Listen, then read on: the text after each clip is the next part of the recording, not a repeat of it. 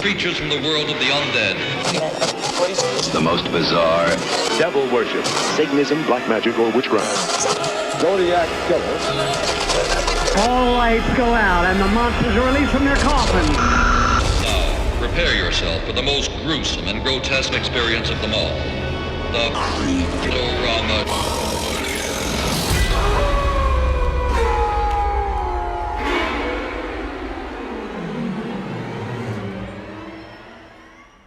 Your favorite sound system, or are you buying these speakers because they're your son's initials? Now that's brand loyalty. Yeah. I fucking love these speakers, Josh. You don't even understand. Okay? I named you after these speakers. Okay? 5,000 megawatts of power. That's true. That's what you got to live up to, kid. Yeah, hey, no big deal. No pressure. I mean, it works. Whenever I'm shopping, I look at JBL speakers before anything else, just in case. I'm like, it'd be cool to have speakers with my name on them. I had a friend back in college whose name was Philip. You should get sponsored by them. Yeah. Oh, I should. Let me just reach out. Actually, that's not a bad idea. I had a friend in college. Your named name Philip, is who JBL. only owned Philips, like electronics, because Right. he just thought it was cool that his TV had his name on it. Yeah. So same thing. Yeah. Yeah. I should reach out. My friend who does audio video stuff was actually just in town recently. He's got a big following where he covers all kinds of electronics and home theater shit. So he's got like projectors and speakers and stuff. I should just be like, do you have a contact at JBL? Can you put me in touch? Hey. Why, Josh? Well, Yeah. they're JBL. That's my initials. I Yeah. think this is a match made in heaven. Yeah. Audio You either need to hook me up with a soundbar or I will file a cease and desist and they need to stop using my name immediately. Yeah. Yeah. No, that's. I'm Josh Levesque. Yeah. Okay? No. I think it's important that you understand that I'm Josh B. Levesque for Yeah. specifically this reason. Yeah. You fuck. Gotta keep it. Josh has to protect his copyright. Yeah. true. Yeah. Brand image, dude. Yeah. Yeah. Very important. These speakers, if those speakers go out, it makes me look bad. Yeah. Yeah. Somehow. And we can't have People that. would be like, I'm not going to follow this fucking guy. My JBL speakers sound like shit. This guy clearly has terrible taste in movies because of the relation. Yeah, I can't listen to his opinion if he can't even have good speakers. Yeah. Are these not fucking high pass? Jesus Yeah. fucking. The bass in these fucking suck. What kind of loser doesn't... Okay. I don't know. Is this a good or bad thing for JBL at this point? Yeah, they were like, oh, it's don't not a know. bad idea. Maybe we should sponsor this guy. And they kept listening and we're like, well, never mind, actually. Fuck these guys. Yeah. Oh, man. So, Josh, I know we didn't have to watch this, but James and I both watched Milk and Cereal in prep for this one. Very nice. Fucked up. Yeah. How long has it been since you've seen it? Milk and cereal? Yeah. I want to say like 2 months. Okay. I watched so it's it kind of recent. pretty recently. Yeah, because Gotcha. I was like, I got to get ready for Obsession. Actually, I can probably check my letterbox because I know I logged that shit. Yeah, no, I was late to Milk and Cereal, and when Obsession was getting its hype and everything was happening, I was like, I need to finally watch this one. And so I pulled it up. My activity, December 7th. So, Oh, nice. Jesus Christ, time has flown by. It feels like I just watched it a couple months ago. Yeah. But now I'm like remembering, oh yeah, it was in my previous apartment. Jesus Christ. But yeah, no, I watched it in December as my hype for Obsession was starting to grow. I was like, I got to watch the first feature that Curry did and throw it up on YouTube. And yeah, it was nuts. Fucked up. $800. Yeah, That's that's crazy. wild. That's fucking wild.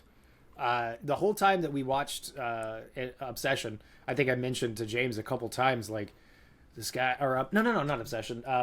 The TikToks of him. While we got to the theater earlier, so I was on TikTok waiting for the whole thing to start. And I kept getting his shorts, and I was showing James a couple of them. And at one point, he had these big glasses on, and I was like, in the blonde hair, and I was like, this guy has such Dahmer vibes. And we laughed about that. And I was like, at one point, I was like, this guy has big Dahmer vibes, and I think he knows he has Dahmer vibes. No, he knows. Yeah. And then I watched Absolutely. Milk and Cereal last night, and I'm like, he fucking knows. He's got Dahmer He lines. he especially knows because he starts listing off fucking killers, and the first one he lists is Dahmer. And it's like, that's it. That's clearly him being like, I know you're gonna say I look like Dahmer. Right, yeah. I see the comments, guys. Yeah. His fucking. Plus, he's so good at playing the creep in some of those Too good, some sketches. could say. Like, Some could say I've maybe gone down many rabbit maybe holes watching worrying. them. Yeah, a little bit. Yeah. I did want more of him in The Mask. I'm good.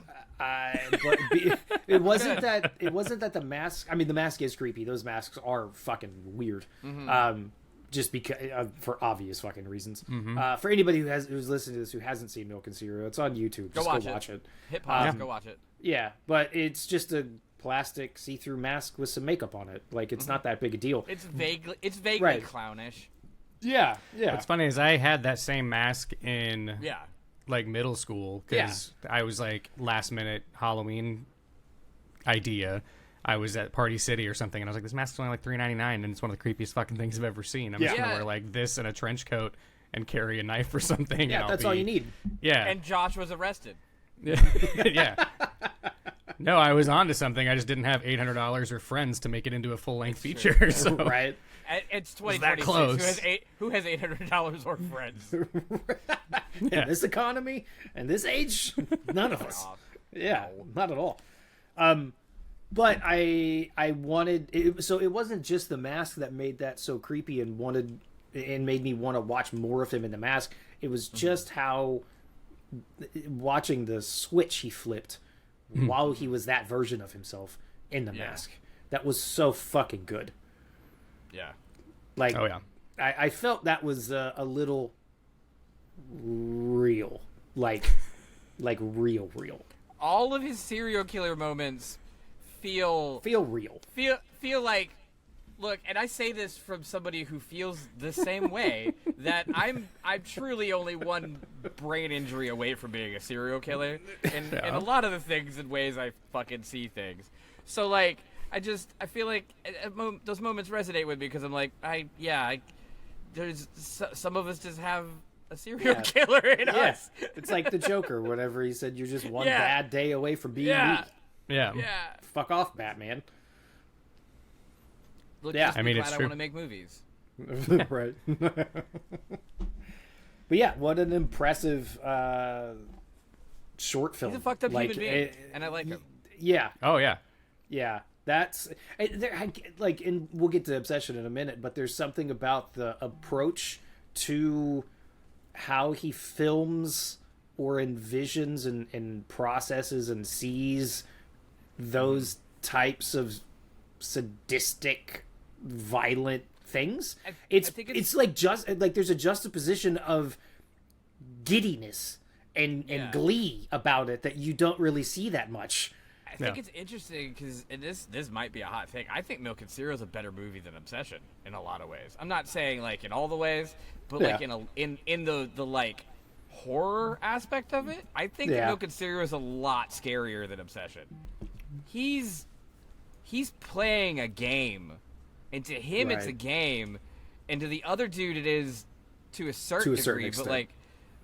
But first off, his name is Milk. That's already unsettling enough. Right. But like it's fucked up. Yeah. Like that's a level of like, and I don't want to ruin it, but like, I mean, if you're watching this, if you're listening / watching this, then I mean, you know what we're up to. You should know by now. Yeah, it's been out for a couple years. You should have already watched it. You should have already watched it when I told you to go watch it. Right. So like, I like that he gets shot. That he gets fucking what he deserves. That's fucked up, least. James. Yeah.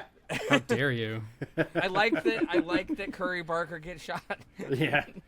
I like how he wrapped that up because I was really getting to the point where I was like, okay, where does this go? Someone shoot this motherfucker. Right. Yeah. Could you please? Because there's only two ways that it goes. Either real bleak ending and he gets away with it, which maybe he did. Maybe he did. Because somebody picked up that fucking camera. Wait, did he?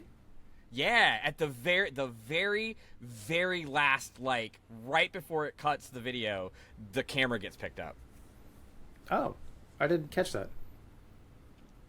I watched it twice because I was like, wait a minute, because it went it's Right. like immediately cuts to black. Yeah. Or immediately cuts to the end of the video. Did you So miss it it's- because Gotcha. YouTube was like, if you liked this, you should check out these 4 fucking videos next, and maybe that's why you didn't see it? It's Maybe. like goddamn end slate. Yeah. Well, that and an ad every 4 minutes. I could not fucking stand it. Yeah, it's rough. I hate Gotta get watching them ad blockers, anything. baby. Well, I watch it on my TV, like on the Fire Stick. yeah. So it's such a pain in the fucking ass. But yeah, having watched Obsession and then watching this, it's really interesting to watch his leap and his jump, because these things are only like a year apart or something like that. Yeah. Like a year or two. Yeah. He's got a few different short films that I still haven't watched yet. Right. But from what I understand, an investor wanted him to do a feature-length adaptation Chair, right? For Chairs, yeah. Yeah, which I haven't or seen The Chair. that. And he was like, actually, I have this other idea, and he pitched him Obsession, and they were like, yeah, we love it. Let's do that instead. Yeah. The fuck is chair? The chair? Chairs? What? Yeah, it's one of those. Chairs. Bam. Yeah, he's got I went down the rabbit hole of just all of his little sketches because there was like the one. There's so many. Yeah, I'm gonna run to the bathroom. You don't have to pause it. You don't care about this movie. You don't care about me. Fuck Yeah. you. Yeah. Fuck you. I put this movie on for you to watch. You don't need me to pause it. Go fuck yourself. Yeah. It's like that's too relatable. I think. Right. I don't want anyone to come for me. No. That one fucking killed me. Yeah. Oh yeah. You wouldn't Yeah. come for me? Yeah. You wouldn't come for wouldn't your come best for me. friend? I came as soon as I heard. Ew, you came? Yeah, I came immediately. Oh yeah, The Chair. 9.7 million views, dropped 3 years Jesus. ago on the That's a Bad Idea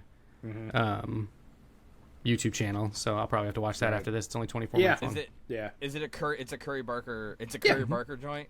Yeah, a Curry Barker joint. What's great is he comes from a extremely talented family. His dad's also a writer. His dad Yeah. worked on Obsession. And his dad's also really great at Instagram because he's just Yeah. been hyping his kid up You know his like dad? crazy. And Clive it's so cool Barker? to see. Right? You would think, but Yeah, no. you would think. Yeah. Yeah. And his mom is a graphic designer who Oh, nice. designed the One Wish Willow. Oh, that's Yeah. awesome. Yeah. They were trying to Wow. figure out if it was going to be like a modern looking thing or a more like vintage style, and they went through a few different iterations, and she built out. Oh, and I have one right here. She built out the box. How did you And get one? how did I get one? I'm an influencer. Oh, yeah, that's I, right. That's right. No, they. So what are you going to wish for, Josh? Oh, did you not see my video? It's got What piece? 2.2 million views. Really? Holy shit! That's It's sick. fucking No. stupid. Yeah. It was from a couple months ago. So yeah, the agency that was promoting the film reached out and they were like, "Can we send you a One Wish Willow?" And Depends you on just if do- you're going to front all the fucking cost of the damage that happens. well, and we'll As a talk result- about that too. But they were like, Jesus. "Then you just do a fun video for it." And I was like, "Sure." And they sent me 2 because they were like, "Here's one to collect, so you don't have to break it, and there's one to break That's if you want to thoughtful. make a fun video." that's really nice. And so I did. I wish I had thousands more followers, and I snapped it in half, and then a cult appeared outside my door, chanting my name. Oh, right. And yeah, How did I and I miss was this? like, "Oh fuck! I actually started a cult. My bad." And Who played the cult members, and why weren't they us? oh, Right. sorry, I could have. Yeah, I should have commissioned you to yeah. record something. It was just me and Kimmy doing different voices. That's awesome. Yeah, it was really dumb. I wish I could have been there for that. Yeah, it was That was fun. really fun. Yeah. Just recording through our shirts, so it sounds like we're on the other side of a door. But so I did that video, and it did good at first because it was when the stuff was ramping up and people were starting to promote the film, and then as soon as the movie came out, the video blew up. Like it had a couple 100,000 views at first, but it hit 2.2 million. I think yesterday. It's probably even higher now. Damn. Of just people searching it. But it's funny because it's all people that are like, why didn't the box make the jingle sound when you took it out? And I'm like, because I didn't know there was a jingle because I filmed this 2 fucking months before the movie came out. Like I didn't. I'm sorry.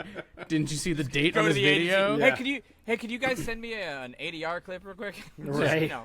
But I do at have. it. I have gotten thousands more followers since I posted That's it. awesome. So That's cool. the Willow is working in some capacity. But yeah. Speaking of the I'm jingle, sure that won't come back on anyway. right? Speaking of the jingle, I saw an interview. My whole feed on every platform is nothing but this fucking movie.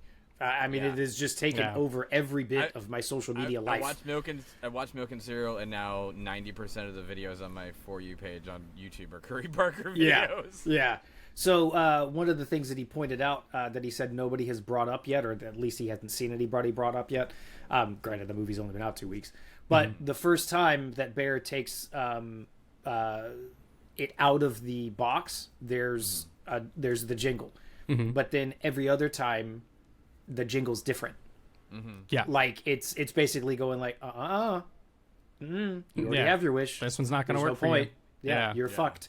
And then whenever she pulls it out of the box at the end, it plays the same jingle that it did at the beginning, because that's her first wish. Yeah. So I thought that like the little. So I didn't catch that whenever I watched. I didn't catch it the first time.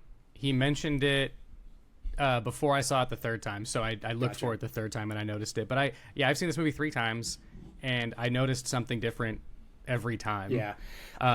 There's so many of those little like subtle details. Yeah, I have come to the understanding that like I like going and watching movies in the theater, but the older I get, the more I'm realizing like it kind of sucks, because I want to be able to turn around and watch it again, because I need to, like, the first time I watch a movie, I'm watching body language and I'm watching background stuff, and I'm just missing so much shit just from trying to take in so many things, that I ended up having to go and rewatch a bunch of clips on TikTok, watch a bunch of people like analyzing certain parts of the film to help fill in gaps of things that I was confused on.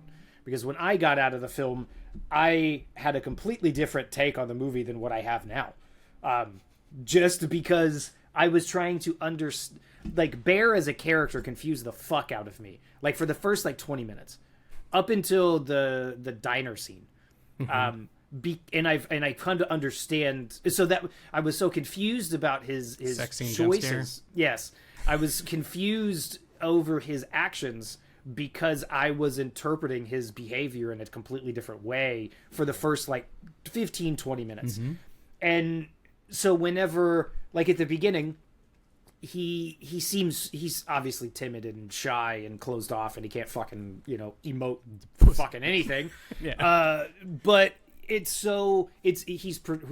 portrays himself in such a way where he looks like he's about ready to have a panic attack and scared of everything, like literally everything, even things that aren't even supposed to scare him. So I just thought he was genuinely just scared of everything. So like whenever they go back to his apartment or his house like after after he makes does the thing, he casts the wish, they go back to his house, they're in bed, and then she obviously like the real Nikki snaps too, which was a phenomenal choice to have. The moments where she peeks through the veil it was something like I've never seen I know it's not necessarily a possession film, but I think it kind of is, actually. It is. Well, yeah, in that sense.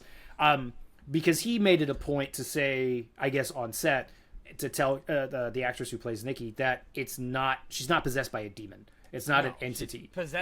She's by the wish. By a wish. By a wish. So she obviously is being possessed by another human being in a physical way. It's more like split personality disorder, right, or something to that degree. Where her psyche is buried in the depths of of herself. He said she's essentially kind of in the sunken place, like exactly knows everything that's happening. Right. So, but when she does that the first time and he gets scared and he's asking her, did I do something wrong? Did I touch you? Did I say anything something like wrong? And she's like, no. And then he sleeps on the floor. I just thought like, oh wow, this guy is terrified, obviously terrified of women, but I thought like it was throwing me off. So when I didn't understand that he was supposed to be as toxic as he actually is, just in those moments, because which was intentional. And that's how Michael even said when he plays the character, he was like, I didn't think he was a bad guy on set. He's like, I knew, like, Right. overall from the script and the Yeah. story. And he's like, but when I was playing the character, I was telling myself, no, we need to make him seem empathetic, seem like, because the character of Bear doesn't think he's a bad person. Exactly. Yeah, he's So- just your typical, like, nice guy. But it's Right. But it's like actions, as the fucking saying, actions speak right. louder than words. Exactly. Like, So- it doesn't matter how nice you are. Right. If you wish for somebody to do something against their will, Right. you're a villain. Right. Yeah. So then by the time it goes through, I mean, for one, if somebody, I don't care, like, because it establishes that he understands that the wish is actually come true when they're at the diner.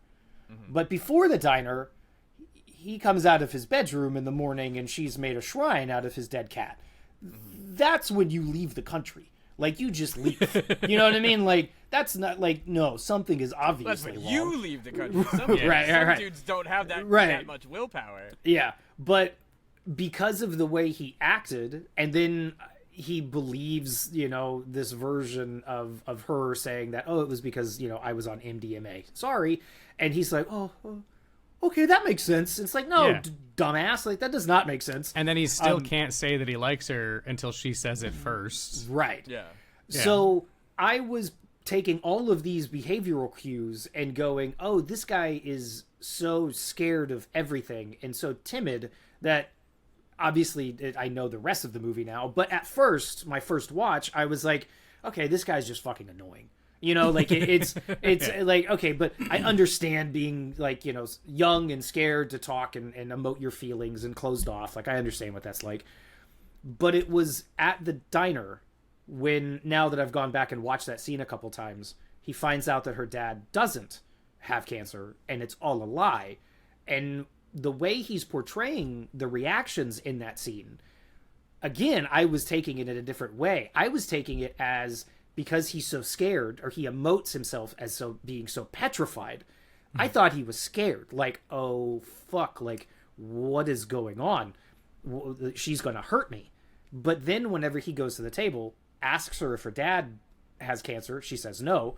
And then he confronts her about it. She stands up, she yells, he tells her to sit back down. But then he asks, do you love me more than anyone else in the world?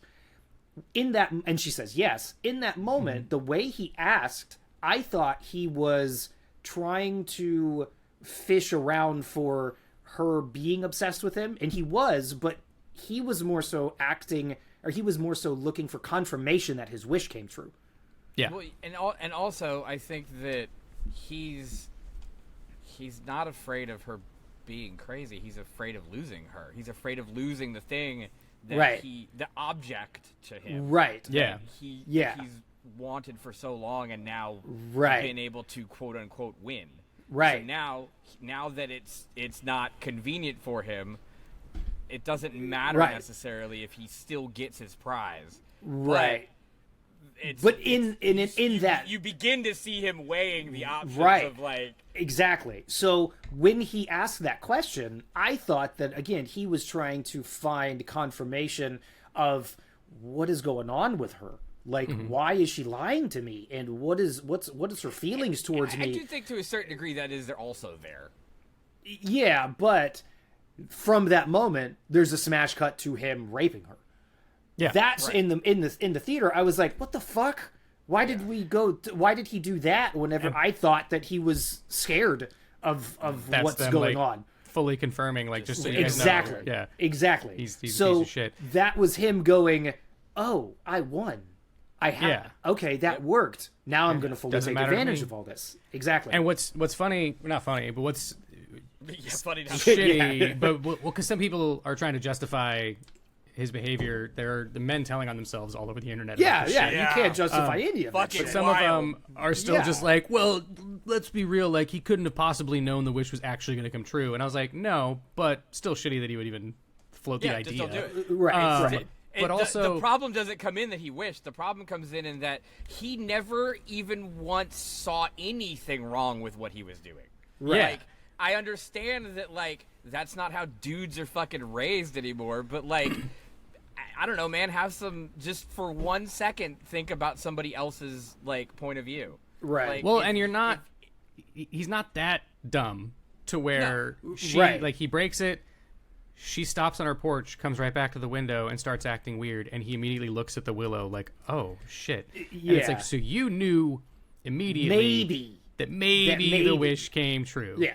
Because But nobody's gonna think happened. that it was Like, because it's obviously, because magic. No, there's no such thing as Yeah. magic, whatever. But Right. what happened to the car and all that? But then the way he's like, "Oh no, yeah, she Yeah. must have been on drugs," and it's like, you fucking know. Yeah, Yeah. that's wasn't- him It's justifying denial. him to not be a Yeah, dickhead. and I was like, Yeah. "This is you trying to justify it," but it's Yeah, it's and either then you are the most gullible fucking moron on the planet, or you're just in denial. yeah. And the rest of the movie plays out that he is not just a gullible dickhead. Right. Well, in the sex scene, if you read the script, she snaps out of it again. Yeah, that's what I feel. during the sex scene, and is just like, "Bear, what the fuck?" and like Yeah. screams, and he Yeah. pauses for a moment and waits for her to become Yeah. like Freaky Nicky again, and just kind of like shakes it off like it's just an annoyance, and she's like, Yeah. "Oh, I'm so sorry, baby," and starts kissing him again, and I'm Yeah. like, okay, so that would have double confirmed Yeah. like you are fully aware of what Yeah. the fuck you're doing, Right. and you're still doing it. So with my first watch, I was so confused going into that moment because again, I was thinking like, you're scared of her. You're the way he's portraying and acting. He's terrified of her. Mm-hmm. And then it's like, well, why are you sleeping with her now? And then as I was watching the rest of the movie, the moments where she starts to obviously it starts to go off the fucking rails after the scene where the bedroom scene where she's hiding in the corner, which we'll get to that in a minute. The next morning when he confronts her and he's asking her what the fuck was that, you know, whenever he says like, no more acting weird. I think he says you're not being like Nikki. Nikki wouldn't act like that. And Yeah. I didn't catch the way he said that. But now He fully recognizes that's not right. Nikki. Now I understand that he's talking to the entity, to the version of her that is now in front of him, and he knows that that's what it is. And he's trying to coach it to act more normal. And Because he says it again later. He's like, "Just be Nikki, be like Nikki." Right. That kind of went over my head just because I was trying to take in so Same. many other things that I missed those subtleties in the dialogue. Because I thought whenever I heard him say that, I thought he was saying like, "Hey, you're just not acting like yourself," which I think everybody's been there with toxic relationships, but this is way more than that because he knows that this literally is not her. Yeah. You know what I'm realizing right now is that between this, because this is Milk and Cereal, and his clips are the only thing that I've seen him do, but he understands the minutia of fucked up more than any, because like it's different. It's totally different like things. Like both projects are completely different like forms of fucked up, but the level of details that he's put into how fucked up each one of those situations is and how many different layers and levels and like, and it feels nonchalant. It feels, that's what makes it so fucking evil. right. Yeah. It feels organic. It feels like natural. Yeah. I told James this after we saw it. The whole movie, not just the violence, but the whole movie feels very similar to the way the kill scenes feel and are portrayed in Green Room, where the violence is just, it's almost nonchalant in its in its violence and in its gore. Like to a certain degree, that is my like drawback for it. Is like I kind of wanted more because like you can clearly tell like they're capable of some really fucked shit. And like all the violence and stuff in this is so quick, except for Bring Your Brick to Work Day. That's a new level of fucked up. Like, that was awesome. That was so. We don't need to jump straight to that scene altogether, but that part. The first time I saw this movie was at a press screening because I did the junket to interview people. So it not like a legit screening theater. It was, hey, you're going to interview Curry. You need to see the movie first. Pick a time that works for you. And I went and saw it in this like basement theater in this office building in West Hollywood. And it was me and like 5 other people sitting on a row of like old chairs while it was projected on a wall not that big. And I'm like, man, kind of hate that this is the first way I'm seeing this movie, but I'm very excited to see it. I'm very lucky to have this opportunity, so let's do it. But I've got like a couple of employees sitting behind me who are chit-chatting, and I'm just there alone because I couldn't bring Kimmy, and my row is empty, and I'm all focusing on like, what am I going to ask questions about when I get to talk to Curry and Michael? And so I watched the movie in this environment, and I'm like, that was great. I don't know if it lives up to the hype I got from all my friends who saw it at a film festival, but I feel like the experience is part of it. I need to see it again. And then the second time I see it was at the premiere. I got very lucky to get invited to the LA premiere, but that's a packed theater in a nice theater with quality sound, and that's when I noticed so much shit that I missed the first time around. And I was like, oh no, this movie's fantastic. I love this. Hell yeah. And I got all these little moments. And then Kimmy knows that if I love a horror movie, I'm going to go support it in theaters, even if I've already seen it twice. So I'm like, we have to go see Obsession again when it comes out on Friday. And she's like, I'm in. I want to go see it again too. And so she gets us tickets, and we go. I want to say we went on like Saturday or Sunday night, and theater was fucking packed. And I was so worried because the theater by our apartment is usually populated by teenagers and 20-something-year-olds and even millennials like me who just do not know fucking theater etiquette at all. They've got their phones out, they're chit-chatting, they're leaving. Like, we saw Hokum a couple weeks ago, and 3 people showed up 40 minutes into the movie smelling like fucking 6 different types of smoke and just passed out next to me. And I'm like, don't fucking, what are you doing? But we go to see Obsession. Theater is packed. Every seat is taken, and everyone is dialed in. I don't see a cell phone. I don't hear bullshit chit chat. I don't got people crawling over me with hot dogs and shit. Like, everyone is just watching the film. And when the brick scene happened, I knew it was coming because I'd already seen it twice, so I know exactly what her verbal cue is before the jump scare. So as I know it's coming up, I just kind of like lean forward, and I'm like, to just watch this row of people who were all on edge, and then as soon as the window breaks, I just see like 20 people go, "Oh fuck!" I like freak out. And I was like, "Magic! Awesome. This is why I go to the movie theater." Cinema. That scene, when I was watching it in the press screening, that still got me because it was my first time seeing it, and they keep cutting back to the fucking driver's side window, and I'm like, "Where is she?" Where is she? I kept looking all the way in the very coming. back. But where is she? Any time that there's a fucking shot, there's a close-up shot in a car. Now, like, I can tell if there's specific angles that they do when you're like, that's good. I know what shot this is going to be. I know what's going to happen. But still, almost every time it still works. Because he drew it out for so long. To the point where you were like, is she not going to come from that side then? Like, is this a misdirect? And then she's like, you were supposed to kiss me. Bam! And I'm like, oh, God. But yeah, fucking magical. And then what they do to her face, I think, was also a last-minute change because at the end of the movie, Nikki was supposed to be wearing Sarah's face. She's wearing her hair. Yeah, she's wearing her hair. She's wearing her dress. It's supposed to be her hair, but I'm going to be honest with you. It just looks like Nikki's hair. They didn't really commit to, because I knew what they were going for. I could tell, but I was like, that doesn't look like a scalp. I wonder if had he got the TCM job before he filmed that scene, if he would have been like, you know what, I'm going to make her face. Now we got to do it. I mean, I'm going to do this for real in a couple of years. There's nothing saying Leatherface can't wear a Nikki mask. Right? That would be true. hilarious. That could be a fun little Easter egg. Yeah. But she's wearing her hair and her dress, and she has her tattoos Sharpied on. And she's smoking. And it's like, so good. Which is another thing I didn't catch in the press screening. And then when I was watching it the second time, I was like, wait a minute, like, did she draw shit on? And Kimmy's like, yeah, she's got Sarah's tattoos drawn on her. And I'm like, oh, fuck. Like, how did I miss that the first time? Holy shit. Right. I also love that they sort of made it so that Sarah's tattoos are shit, so that they're easy to Sharpie on. Yeah. Right. Because they would be. That's such a, little detail. I'm so tired of seeing perfect tattoos on people that age. Toy. She would not necessarily have good stuff. Yeah, exactly. Right. Yeah.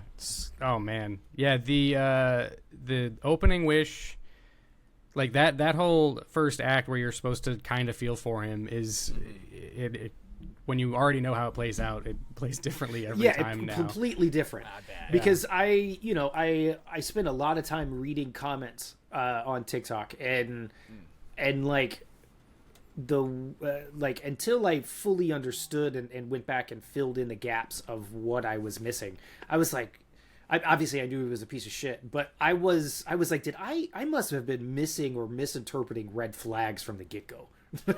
Yeah. But I also feel it's like just like I in was your just everyday like, life. Yeah, I'm like, wait a minute. I know the kid was shy, but like, and he doesn't know how to talk to women, but like, he's like, what, 22?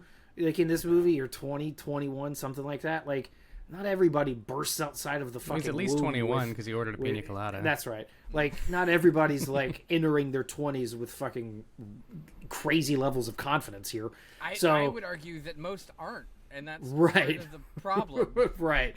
But the thing is like, you know, James and I had a conversation where you made a point where because this is being made by a group of people that are much younger, and it's intended for that kind of an audience, you made an interesting point of like interpreting how people potentially view confidence or shyness now, where it makes me wonder if so many people growing up in this digital age with social media, being able to consume content creator content and see so many people who exude confidence everywhere, that because I saw people like using the words, he can't even, or like one person wrote, he can't even talk to a girl, how fucking pathetic. And just that baseline behavior, I'm not talking about what he does to her, but just because obviously he's pathetic in those ways, but just judging the fact that he, in the car, in the scene where he can't, she gives him the time, she gives him the opportunity. Yeah. She's like, dude, me, now's the time to tell me. Yeah, now's the time to tell me, you fucking idiot. Like, hello, like, come on, if you like me, let's go. But he still chickens out. How angry people are at him for not being able to just emote him, express his feelings, that kind of surprised me, because like you know what I love is that a bunch of motherfuckers on the internet are complaining about somebody not being able to emote. Yeah. You know, you're not having this conversation in a place where you can emote and other people can respond with their own emotes. You're having an argument, which he can't even share his real feelings. What a fucking loser! What says, a dickhead. Yeah, and he is a loser, and he is a dickhead. 92443 with no profile photo on a private account. Profile. Yeah, exactly. Like that's the thing. Is like, it's so interesting because the more chronically online I am, weirdly, the more I am picking up on so many other like mentalities and shit offline of like, nobody on the internet is who they really are. That's why the internet is as popular as it is. Exactly. That's why everybody wanted to remain anonymous in so many ways. Right. And so many people have gone to such lengths in order to remain anonymous. So then when you when these I don't even like horror movies. Yeah, no. Yeah, I'm totally different online Justin than real doesn't life. even collect VHS.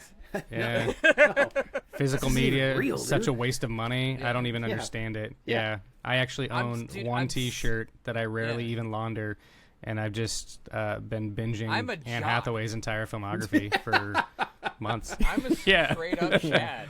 Yeah. I'm actually a gymnast. James couldn't decide if he wanted to go to college for football or basketball. Yeah. It's crazy. So I went for both. I was just about to say that, yeah. So yeah, it was minor at being rad.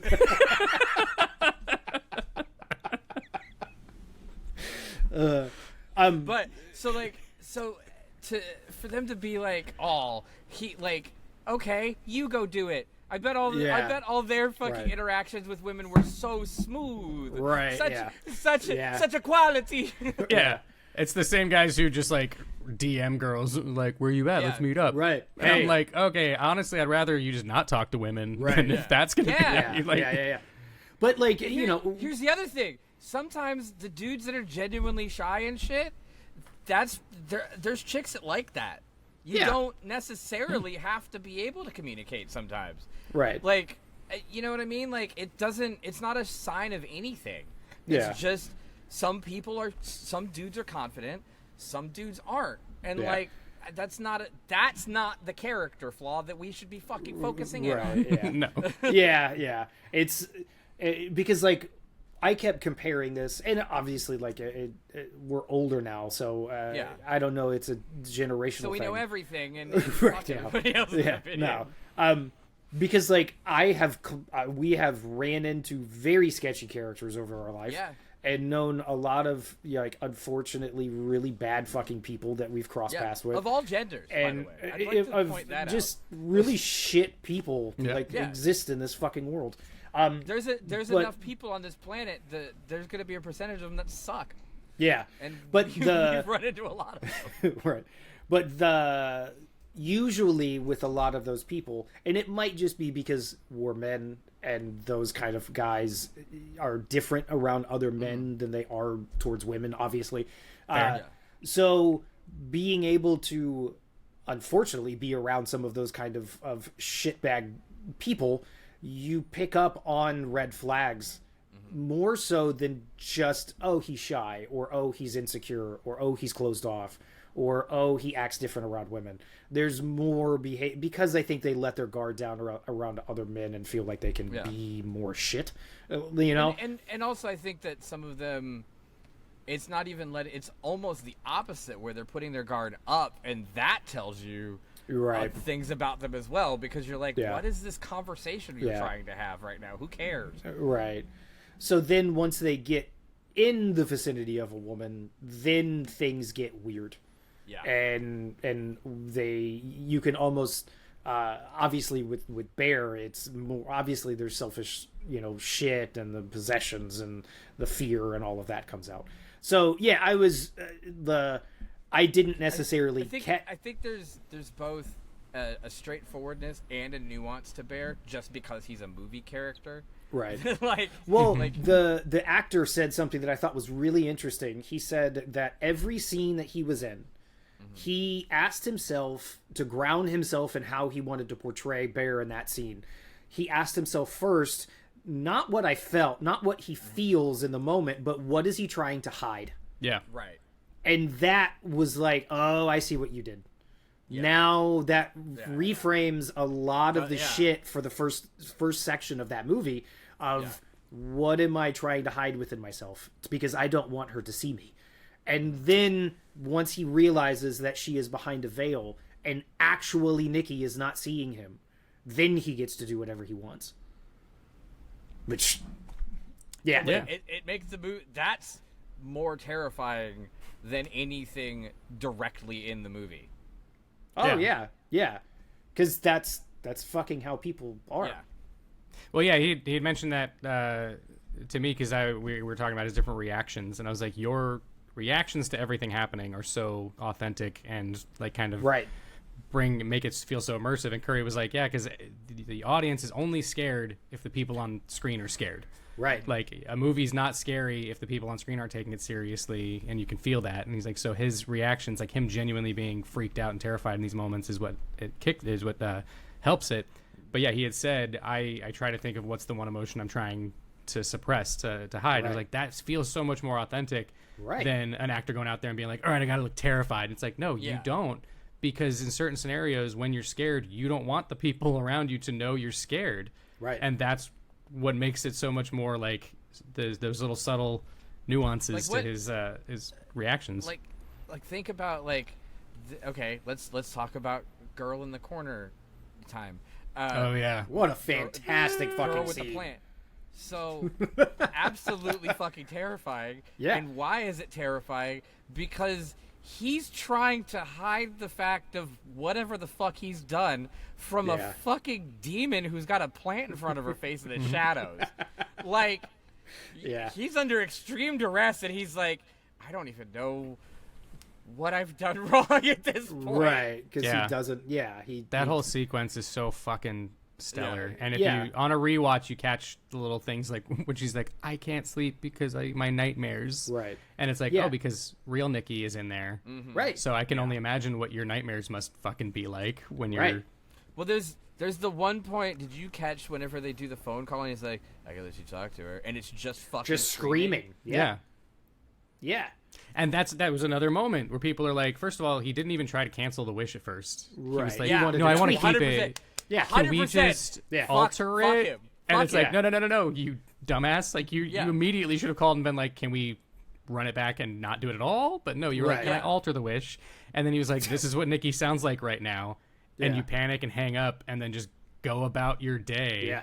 Yeah. And it's like, no, clearly. That was Curry on the phone, right? He played Yeah. that. Yeah. Whenever he goes, okay, I want to cancel the wish, and he's like, no, we don't really do that either. Yeah, we don't really do that. You were making it sound like, I mean, it seems like that was your intention, but I didn't do that. Yeah. Yeah. But then the moment where and for some reason I didn't catch the full line, and we'll go back to her in a corner in a minute. Oh, yeah. But later on in the film Nobody when puts she's Nikki in a asleep, corner. no. But the scene where she's asleep and he's trying to sneak out, and that's the first time he has a conversation with the real Nikki. That was horrific in so many different fucking layers. Not cool. But I didn't catch, maybe because I was so caught up in like, oh wow, that is fucked up. Like that is, I have never seen in a possession style. I mean, again, I know it's not demonic possession, but in this style of a film, when dealing with something like this, I've never seen. Maybe it's done before, but I've never really seen something like that on a screen. I actually kind of feel like it's done regularly. It's just that Curry's take on it is different. Yeah. 'Cause usually it's the demon fucking with you. And Right. this one it's clearly not. It's Not. clearly because there's not a demon. There's Right. a wish, and there's her beneath the wish. Right. And that's more that it feels different because it's a victim. It's not something trying to like fucking fuck with you. Right. Yeah. But when I caught the last half of it, but because I think I was so caught up in going, oh wow, that's a fucked up like portrayal of this. But when he asks, would it really be so bad to be with me? Yeah. And it's like, Jesus Christ, dude. I mean, that's the thing. That's the thing is every single fucking thing he says or does yeah. only serves to reinforce the fact that he's a piece of shit. Yeah. Yeah. He's just digging himself deeper every time. He's just a nice guy, and this is what they do. Right. And then, she's like, I've never been with you, Bear. Yeah. Like, it was never me. It was her. Right. And you still don't was never a care choice. enough. Yeah, like, which it just shows you genuinely never actually... People have talked about this, too, because you catch this, is there's so much she had going on, and it seems like she genuinely loved him as a friend, maybe as a brother. Maybe there were feelings there, because she did give him that she gave him the when she was opportunity. like, tell me if you like me. Yeah. And he didn't care about what she was writing, really. He wasn't really that invested when she was like, oh, you're the only person I can talk to about this stuff. He threw all that out the window when he was like, oh, she likes me. Like, he didn't give... If you genuinely gave a fuck about her as a person, none of this would have happened. And, like, every opportunity you have to try to fix it or make amends or anything, you still are just thinking about yourself. Yeah. And how you got what you wanted, and maybe there is a workaround here. And it's like, no, dude. Like, fuck you forever. Yeah. Yeah. The actress who played Nikki said that they intentionally filmed scenes where Curry told her, okay, play this scene as if you are into him. And then would redo another sequence in the same scene and go, now play it like you're not. And then they married the takes together, so that way it intentionally leaves it up in the air of whether or not. And it also, like, you can feel it, like, shifting. Right. And part of me wonders if I think he did that obviously for multiple reasons, but one, I watched an interview where he said he wanted people to have these conversations, for one. But two, it almost makes me wonder if inside Bear's head, if he did that on purpose, because in Bear's head, he is so caught up in trying to pay attention to any little fucking clue that he can get to go, okay, does she like me? Does she like me? Does she not like me? Maybe she doesn't like me. Maybe she does like me. Oh shit, what do I do? Should I say anything? No, fuck, I can't say anything. Fuck, I want that. You know what I mean? To where maybe that might have echoed what was going on in his head. But I thought it was funny because she said in a press thing that she goes that she felt, because somebody asked her if she thought that Nikki liked him in the car. And so she told that, and then she ended it, and she goes, she also, she said, I do think that Nikki has a sense that he would have treated her right. And then everybody in the audience goes, oh, what? And she goes, okay, to an extent. Well, I think that she means in the moment, in the moments before he makes the wish. Yeah, of course.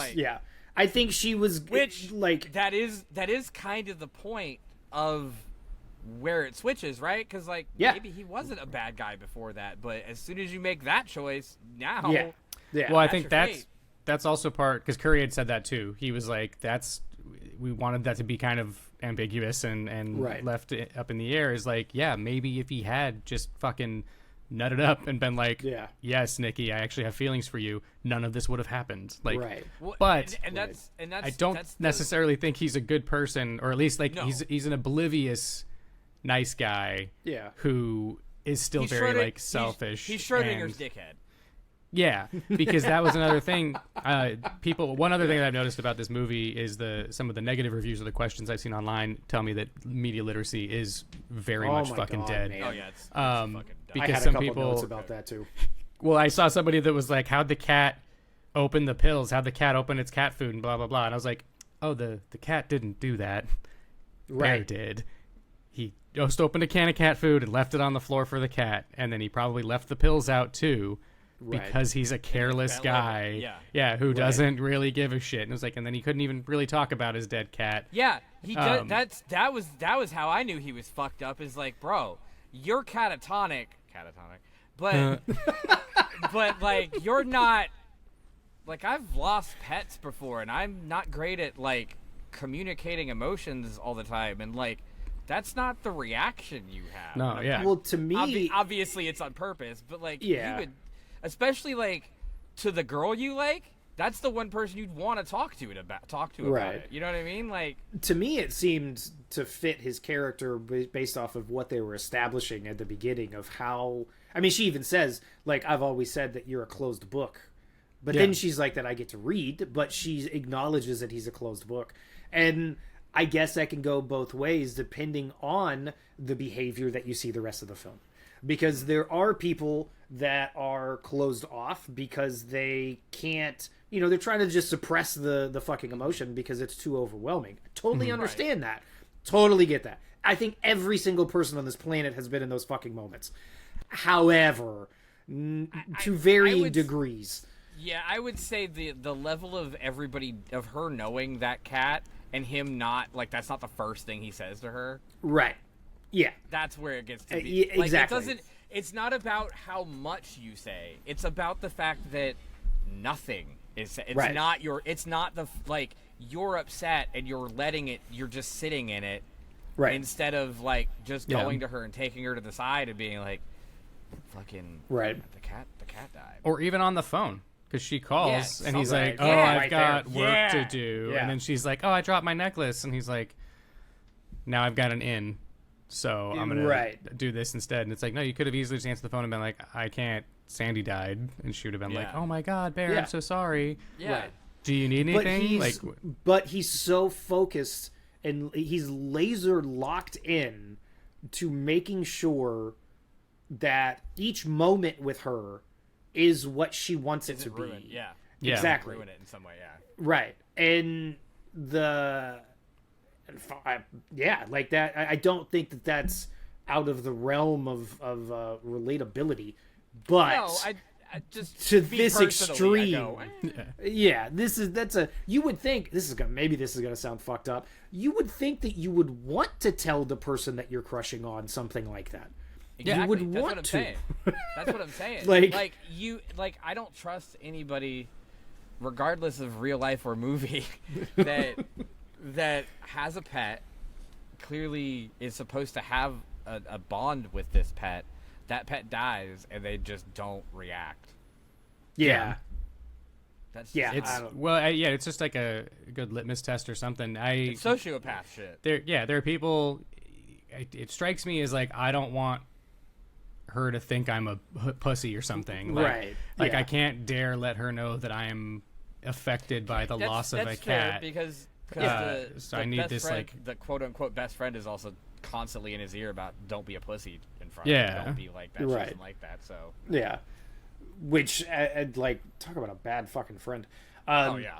But, you know, hey, he was fine. He wakes up rock hard for trivia night, and Bear fucked it up.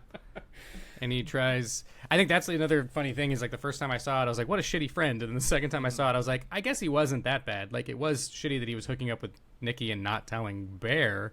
I have a question. But it's also really shitty that he told Bear to bring up Freaky Nikki as like a flirt thing. I'm like, you don't fucking neg her. What are you, dipshit? Right. And, Yeah. Everybody. but he was running- except Sarah. Yeah. Yeah. But he was also trying to run interference because he didn't want her to be with him. Or didn't want him to be with her because he was sleeping with her on the side. Now there's also the potential that maybe Bear's a little weird. Just a And little. they're like, maybe we don't tell Bear because he might have a weird reaction about it. Could be. Maybe. But then didn't his friend, what was his friend's name? Ian? Was his name Yes. Ian? Yeah. Ian. Was he the one who said that Nikki felt, because I think a lot of people were confused or thought that Nikki didn't have feelings for him, or didn't even maybe not necessarily have feelings, but just like, or maybe interested or within a possibility of maybe going on a fucking date or whatever. I think what happened is that Sorry, because Ian said something like she said that she friend zoned him. I or don't- something. I don't Sarah, think it was- Sarah talked to Nikki, Yeah, and that's Nikki what talked it about was. how she friend zoned you, and she thinks of you like a brother, But Yeah. here's the thing, which is first what off, makes if the Ian- incest poem at the party so much creepier. Well, hold on, we'll come back to that in a minute. Yeah, we'll come back to that. We'll circle back to the incest. Derek's missing not out. here. Derek's not here. Just wanted to put pins in that, yeah. yeah. Put a pin on the incest. Put a pin in the Derek for the incest. A pincest, if you will. Pincest, yeah.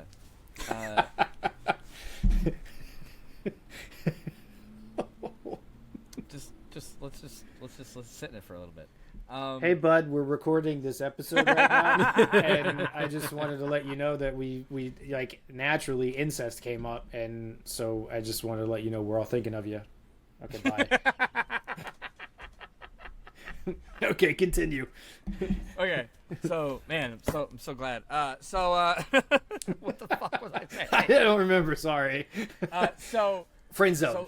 So Ian, first off, is unreliable narrator. So Yeah. who knows already? But also, I do think that there's the potential that Sarah and Nikki had an honest conversation about what was going on because they're girls. And Yeah. And the Sarah friends, so, knows. yeah. Sarah knows that Ian is fucking Nikki. Sarah Right. is into Bear. Bear. So in order to spare Bear's emotions, because she obviously knows he likes Right. Nikki, Yeah. she says that Maybe. Nikki friend zoned him. When Right. maybe, which then again, that kind of starts to make Sarah a shitty person. Yeah. But I don't. Here's the thing: at no point does anyone say that Nikki said anything about having feelings for him. Right. Yeah. So there's no Everybody, obviously, part the of whole that is friend just so group. that we can't Yeah, we can't no, for triangulate sure. it. But Right. but also who knows? Like I do think The I whole think friend that's the group thing is everybody's lying to problematic. everybody because Yeah. they're work friends. Yeah. Right. Yeah. They're like 22, 23 years old. Work friends, and those groups are never good. No. They're just not good. So speaking, I'm glad you brought up the incest poem, Josh, because I've been waiting to bring up the incest poem. That's my only note. because here's Look at that sweater. We can tell. I'm surprised you didn't call out that I'm wearing Bear's sweater earlier in the video. Oh, it That is was his sweater. Okay. Yeah. I just thought it looked really Fargo. it does look Fargo. It does look kind of Fargo. That's why I like it. So, where I sent it to James. There it is. So I went back and I read it because I saw a bunch of comments on TikTok talking about how this was like a reflection of what was going on and blah blah blah. But when I went back and read it, Wait, what do you mean by that? People were like what you said a second ago, Josh, like because they're sibling, or because in the poem she's talking about Hansel and Gretel. Oh, okay. And it's from Gretel's perspective, that was further evidence of the fact that she looked at him as a brother. But in the poem, real quick, just let me get this out of the way real quick. So in the poem, it says, "Get inside me, brother," or something along those lines. Brother, you will be inside me tonight. Yeah, brother, you will be Guys, inside me tonight. So, first off, brother. Second off, this is Not Hansel just and brother, Gretel, you will be inside me, but I'm going to flay his meaty forearm, hold twist on. it like Yeah, a piece of licorice. Well, I think and that stick it that's- I between think my that- legs. I think that this is important because has anybody just considered this is Hansel and Gretel? Does she just think that she's an oven? Maybe. Could be. Oh, possibly. Maybe it's a good old-fashioned case of Gretel oven. I gotta read. I gotta read that script Yeah. and see if there's more context in that scene. So, but what? And then Nikki thinking Is she's an Gretel oven. an oven? Does Nikki believe that she is an oven? But what I don't understand is I went back and I read that whole poem and that whole monologue. It's from Gretel's perspective, and she's the one demanding that Hansel come and have sex with her. He's trying to leave. She's obsessed. He's trying to leave, and she's like, "No, he's not going to leave. Like, I know he's not going to leave. Of course, you're not going to fucking leave because if you leave, I'll fucking kill you." So I didn't necessarily. So I don't think that that's evident. Maybe I'm wrong here, but I didn't take that as evident that she looked at him as like he was just a brother figure and she doesn't love him, or she has no intimate feelings for him, or she doesn't like him potentially as a boyfriend or something like that. Because it just didn't. I don't know. It didn't come off that way. Well, no, I think it is. Real Nikki sees Bear as a brother, and now Freaky Nikki, that's what people are calling the entity or whatever, the possessed She doesn't version, like and that, dude. Don't do that. Yeah, She don't doesn't do like that. knows Are you gonna Nikki's tell her? feelings Josh, and thoughts. I know you've got a close relationship with her. So Are you she's gonna tell her? she's still texting me. That's fucked up. She saw it as she knowing Nikki's feelings sees Bear as a brother, but Right. because of the wish is now in love with him. So she thinks being in love with your brother is acceptable, Okay. and like The being wi- within the friend the group, it's wish- like an incest thing. The Gotcha. wish, The wish. recognizes that she's not into him in that way, especially at this point. Okay, Because I see that she's just perspective. eternally screaming at this point. So maybe Right. she did have maybe she was into him before. Well, she broke before through the a few break. times because Yeah. not to jump around and you know what? again. None of them sounded like she was into it. Yeah, No. but the Polaroids with his lunch. Oh yeah, She wrote me. "not me" on the photo of her. Yeah. So that's got to be Yeah. real Nikki getting a hold of a pen. Right. But again, this is vague or intentionally like up in the air because of how they did it. But if she says, like, if the actress says that she thinks that Nikki was into him, or at least entertained the thought of potentially going like with him, then I'm just gonna like that's just what I'll believe. So Well, and I think that there's validity to in the car moment, in the window moment. She probably does, but Yeah. once the wish kicks in, Yeah. I'm assuming that goes away real fucking quick. Oh, I Yeah. would fucking instantly, yeah. So, but then again, I could also see, it's like we know each other for so long, I don't think you're a bad guy. Obviously, they're friends. Yeah. But if you like me, then fucking tell me now. But Well, it's also, obviously how much- she's not going after him a lot. Well, but how much of it is us going into this movie with predetermined, super male-based opinions on how this movie should Right. go?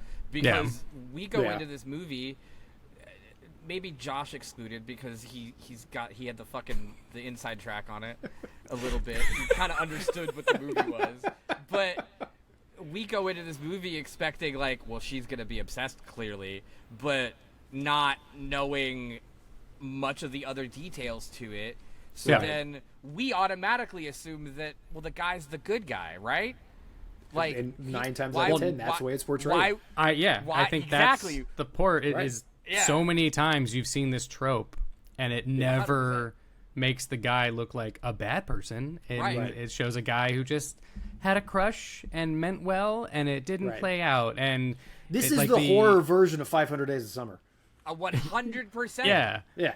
But that's what I love about it is I was like, oh yeah, now this is going to make me rethink literally every time. Like Curry talked about it in our interview, is he was like, whether it's the Fairly Odd Parents episode where she's in love with Timmy Turner, and I was like, you just fucking compared this movie to an episode of the Fairly Odd Parents, okay? And then there's the Tales from the Crypt episode called Love to Death, where a guy does like a love potion, and that one, she just goes crazy, and he's like, oh my god, what have I done? This was such a huge mistake, and he dies at the end, and she can't stand him being dead, so she throws herself out the window and finds him in the afterlife, and then he's still being stalked by this woman who's crazy, and he's like, oh no, what have I done? But it's still not like they don't really address what a piece of shit you'd have to be to do this to a woman, and then knowing it's not real, continue going through with it. And yeah, I think it definitely helps. But yeah, there are still some like male-brained dudes who watched it and were like, wait a minute, no. I don't think. Going back to what you said, what you both said earlier, the media literacy. So many fucking people on TikTok and in the comments are now watching reviews where they break the whole movie down over the span of like a 5-minute video, breaking everything down, dissecting all of it, and packaging it all back together, and then you'll see just tons of comments being like, you know what, now I'm gonna go see it, you've convinced me. And I'm like, what are you doing? Like, so they're it's ruining the movie for themselves, and then they're going so I mean, at least they're gonna go watch it, I guess. At least they're gonna go watch it. However, it's interesting because how many people of creating your own opinion about something. It's already creating it's downloading somebody else's perspective and point of view and going, okay, that's what this movie is, now I'm going to go watch it. And it's like, well, people are fucking into the fucking AI chat GPT shit because they don't have to think for themselves. Yeah. Well, and it's something that's already telling you what you want to hear. Yeah. Right. Yeah. And so that's, I hate that which is why I don't try to do like super in-depth reviews or like those big spoilery videos. But whenever I see somebody just completely shitting on a movie and there's someone in the comments that was like, I knew it was going to be dog shit, I knew I could trust you, and I was like, you haven't seen it yet, you don't know if it's dog shit. This guy just didn't like it. Go form your own goddamn opinion. Just because he's your favorite TikToker doesn't mean he's automatically right. Like, I didn't like Passenger, but I know a lot of people who did, and I'm like, I'm so happy you did. I'm glad you saw it, even though I told you I wasn't crazy about it. Like, you should just start making videos where you do breakdowns, but it's of like 4 movies, but all the breakdown is completely fucking wrong. Different movies. And what's funny is this one. Some guy it's not even in the movie. Some guy posted his like 1-star review for Obsession, and he did this video where he's like, I think it's a sad state of affairs if this is the kind of movie we're rallying behind, because I thought this was terrible. There was no subtext. There's no like intellectual value here. There was no story. And I commented on it and I was like, oh, dude, I say art is subjective as much as anybody, but you completely missed the fucking point of this film. Like, if you didn't find any subtext or intellectual value, I think you just weren't paying attention. Like, did you actually watch Obsession, or did you end up in the theater for something else? Like, alternative take. He fully got on the subtext, and it's upsetting because it's all about him. And it made him mad. He's like, oh, no, it isn't. No, it's not about me. It's a bad movie. Right. But then have you seen the takes where people think Nikki's possessed by Sandy, the dead cat? Yes. Okay, hold on. I started getting those, and I was like, okay, guys. No, wait, no. We're going too hold far. On. What are we doing? Let me have this one. This is what I can get behind. So, Nikki's possessed by Sandy the cat. Please go on. I'm gonna need some details. I mean, when you really think about it, I could understand that point of view. She did a ritual. Makes sense. Like, well, that's they said the cat who loves Bear more than anyone else in the world, probably his pet cat. When she drops the vase, she's like, flowers for Sandy. And she makes a ritual for Sandy. The wish turned her into the cat. Yeah. Right. And when she moves in the background, that one really creepy moment where he gets back with the willow and she does that like creepy walk behind him in the shadows. She kind of moves like a cat. And when she's doing like I'm going to pounce on you. Oh, nope, not really. Like, there's so many little... I watched somebody's take and I was like, there's no fucking way you're reaching here. And then I watched the full video and I was like, okay, I don't hate it. Like, It's a funny idea. I don't will think she's say- possessed by his cat, but I think No. maybe Curry was thinking That would cat be a stuff funny while alternative. writing it, where he was like, I Yeah. kind of want people to Yeah. go too far and 'Cause I think think this. the part that really destroys it is the pills being left out thing. Like, he clearly doesn't give a fuck about that cat, so I bet that Right. cat doesn't love him. Well, and then there's the other take where somebody said, "Oh, I bet Nikki poisoned the cat on purpose to get Bear's attention because Yeah, she's I've obsessed seen with him." that. And I was like, It was- "Oh, Yeah. Before that's this the happened. most brain dead take I've ever read in Yeah, my yeah, entire exactly. life." Like, you're just there's even- bending over there- backwards to villainize the woman in this Right. one, huh? There's Okay. there's so many I saw one guy's take This woman into where an actual fridge. I saw one guy's take. Did I take a screenshot of it? I got so fucking mad that I was like yelling at my fucking phone. No, One of those where you His- like type his- out 3-paragraph yeah. reply and you're like, Right. actually, I don't even want him to know I exist. Delete. I don't need to And give this guy my attention. His name is Chad. His name was Chad. His fucking No, profile bro, picture my name is Chad. was Did you not hear the earlier in the podcast? and his profile photo was him in the gym without a shirt, and I'm like, this is exactly your comment. But he said something to the degree of that Bear didn't kill himself at the end because he was trying because he was trying to save her because he heard her make a wish or something to that degree, and it was such insanity, and you could tell that you could literally see the leaps he was making in order to try and convince himself that she was the problem and not the guy. Yeah. And I was like, Jesus Christ, man. Then even the wish at the end, so many dudes that I saw comment and arguing with women, were so many dudes were trying to say that she didn't make a wish at the end. And I'm like, the fucking camera shows it. It zooms in on the fucking wish and it's broke, man. Like, what Yeah. the fuck? Like, You hear her make the wish. right. You hear the jingle and you hear the snap and you see him immediately Right. become obsessed with her too. Like it's Yeah. it's so, and that's what I hate is No, you that's guys. what I love about because this movie. He finally That's- actually fell in love with her. Yeah, Right, but it's, if this was a Netflix movie though, they would have been like, we need to actually cut outside the bathroom and show her say, I wish Yeah. Bear loved me as much as I love him. Because I'm if they gonna just break hear her this make a twig wish, so that no the one's wish gonna is actually know Yeah. what happens. And I'm like, we can fucking piece it together.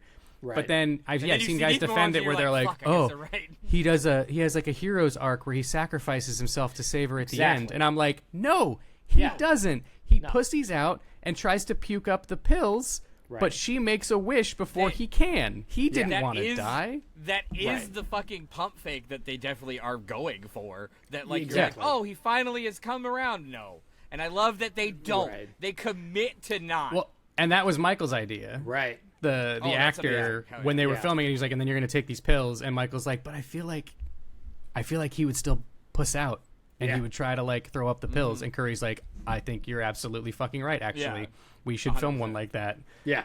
Yeah. Oh man, so crazy.